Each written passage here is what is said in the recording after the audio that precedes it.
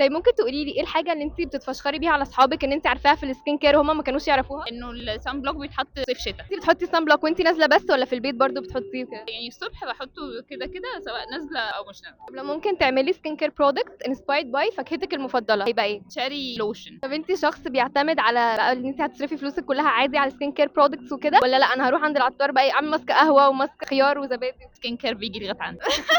ايه المنتج صوتي ما تعرفي ناس بتستخدمه غلط؟ كلينزر. طيب انت مع ان الناس بتعمل اللي هو جلسات علاج للبشره وكده، ولا بتشوفيها ملهاش لازمه قوي مش بتنفع قوي؟ لا ليها لازمه جدا، بالذات الديرما بان والمايكرو نيدلينج دول بالنسبه لي اختراع. لو بشرتك بتتكلم هتقولك ايه؟ اغسلي لي قبل ما تنامي.